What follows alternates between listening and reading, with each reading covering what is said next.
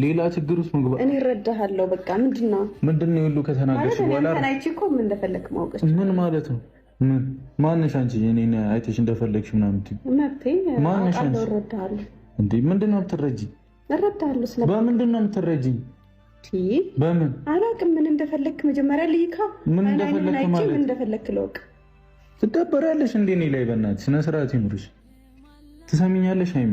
እኔ ስሚ ንጽህናዬን ስለማቅ ነው ሁሉ ምለፈው ብዬሻለሁ። ሰምተሽኝ ያለ አይደል? ካሜራ ትፈልግ ሃይሚ? እኔ እግዚአብሔርን ነው የምልሽ። አይ ሌላ ነገር አስበህ ማርያምን ሲጀመር አስቀይሜ ያስወጣሻለሁ። ተባክ በእውነት አስቀይሜ ያስወጣሻለሁ። እኔ ሃይሚ ደግሞ አንተን አልቀይምም። እሺ በቃ ችግር የለውም። በቃ እኔ መቀየም አሁን ተሳስቶ ነው እላለሁ። ይህ ሁሉ ተናግረሽ ይህ ሁሉ ነገር ካልሽ በኋላ ነው እንዴ ተሳስቶ ነው እላለሁ ምናምን። ከኔም ጋር ሌላ ነገር ከፈለክ ችግር የለም። ምንድነው ስህተት ነው? የምን ስህተት? የምን ስህተት አይደለ? ስለዚህ አትጨናነቅ። የምን ስህተት? ምንም ያስጨንቅ። የምን ስህተት? እስኪ ዘና በል። ቆይ መጀመሪያ ለምን እንደፈለከኝም ንገረኝ። ሃይሚ በቃ ጨረስኩ። ከአንቺ ጋር ማን ንግግር ተናገርሽን ጨርሻለሁ። ምንም ያንዳንዱ በጥረት የምታሳልፈው ዛሬ የምትፈራውን ነገ እንድትናፍቅ ያደርግሃል። ሰዎች ካልተረዱኝ አትበል።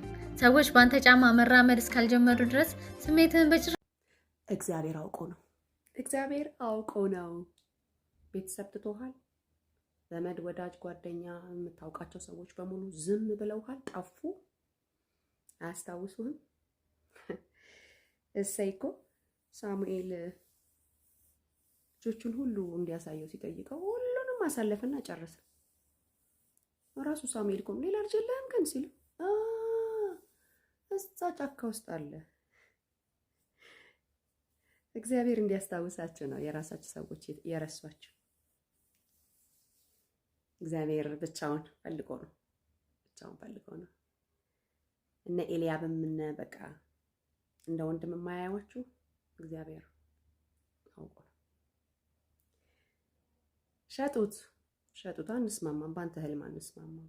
ያለ ጊዜው የተነገረ ህልም ቢሆንም ዋጋ ያስከፈለው ግን ወንድማችን ነው አላሉ። አጀንዳ አለብህ። ጠቅላይ ልትሆን ነው። ጠቅላይ ስትሆን ታዲያ ኖርማል ነው እንዴ? አይደለም። ለብቻህ ትሆናለህ። አይሶሌት ትደረጋለህ። ለራሳቸው መፍትሄ ሊያደርግ ሲፈልግ፣ እግዚአብሔር ብቻውን ሊጠቀምበት ሲፈልግ፣ እግዚአብሔር የኔ ብቻ ነህ ሊል ሲፈልግ፣ ክብር ለኢየሱስ ይሁን። ለምን የምትሉ ሰዎች እግዚአብሔር አውቆ ነው እሱና እናንተ ብቻ እንድትቀሩ ፈልጎ፣ የልቡን ለልባችሁ ሊነግራችሁ ፈልጎ፣ ምድረ በዳውን ሊያሳምረው ፈልጎ፣ ብቻውን ሊገለጥባችሁ ፈልጎ፣ እግዚአብሔር አውቆ ነው። እሺ በርቱ። ከጠቀማችሁ ኮፒ ሊንክ አድርጉት፣ ሼር አድርጉት፣ ዱዊት አድርጉት፣ ሪፖስት አድርጉት። እሺ